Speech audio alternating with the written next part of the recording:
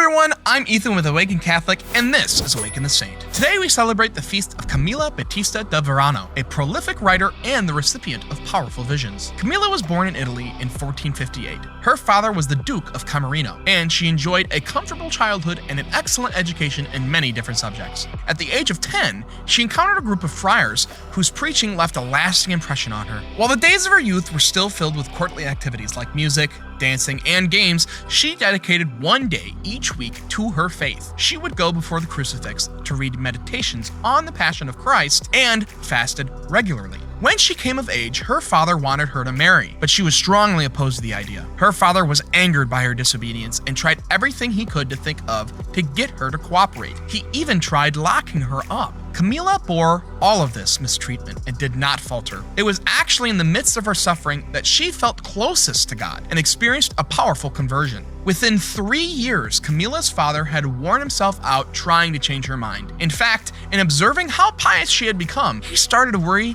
that pushing her further would bring the wrath of God upon him. He gave her leave to do as she wished, and she became a nun. She was 23 years old when she entered the monastery of the Poor Clares at Urbino and adopted the name Battista. As a nun, she began to experience many powerful visions, some of which lasted for days or weeks at a time. She first saw St. Clare, the foundress of the order, and then later received a glimpse of God's love. This second vision left her feeling so unworthy that she thought she was fit only to remain prostrate at Christ's feet. Her faith intensified in a dramatic way, and she began to produce written works. She wrote a meditation on the many sorrows of Christ during his passion, as well as an autobiography called Spiritual Life, which took the form of a letter to the preacher who had first inspired her. In the meantime, her father did a 180. With his wealth, he first purchased a rundown monastery at Camerino, and, with some difficulty, convinced her to move there so she could be closer to the family. Some years later, when she became an abbess, he had an entirely new monastery built and gave it to her. However,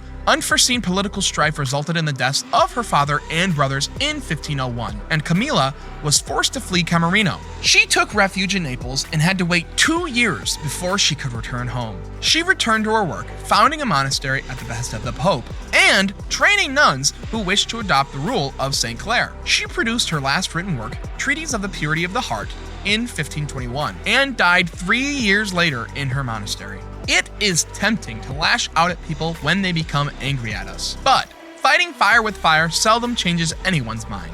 It takes a long time and a lot of continued effort, but resisting passively and demonstrating continued virtue like Camilla did can be a very strong argument. Saint Camilla Battista da Varano, hooray for us!